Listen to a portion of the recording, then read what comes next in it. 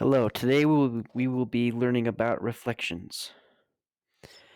But before we begin, let's get some background. How do you do a reflection on a graph? What is another word for reflection? And what kind of image do reflections create? Here is a YouTube video. The questions are: which is the x-axis? Which is the y-axis? What do the axes serve as? What other part of the graph can be used to reflect? And what must be corresponding to verify the reflection is correct? Reflection is a type of movement or change in a geometric shape. Think about when you look in a mirror. You see a reflection of yourself. See how your reflection appears to be the same distance from the surface of the mirror as you are? Also note how the left and right sides are reversed. The same is true with geometric shapes.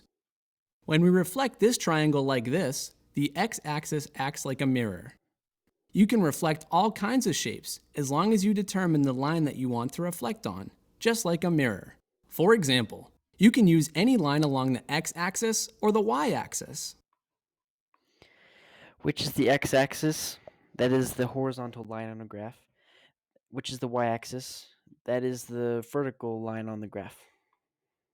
You can even reflect a shape through a line using an expression such as x equals 1. As well as the axes, you can use an expression like x equals 1. That is for number 4. What do the axes serve as? They act as lines that you can reflect over. In this example, the line x equals 1 is the line of reflection for the two triangles. You can use any expression to create a line of reflection anywhere.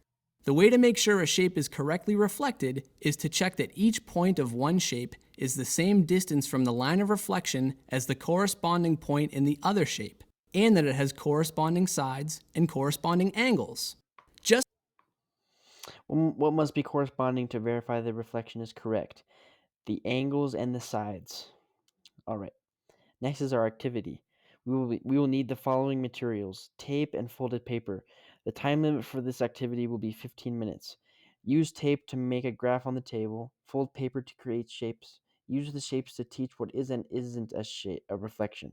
So you can use the folded paper to just create some reflections and create some things that aren't reflections to just show which is and isn't a reflection.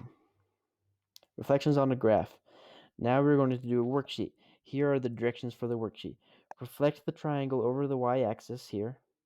Reflect the triangle over the x-axis right here. Draw the line x equals 1 with your pencil and ruler, which is right here. And reflect the triangle over the line x equals 1, which is right here. So you just reflect over the line. There is a quiz here that you can go to take a quiz and see how you did, how you learned. And that's it.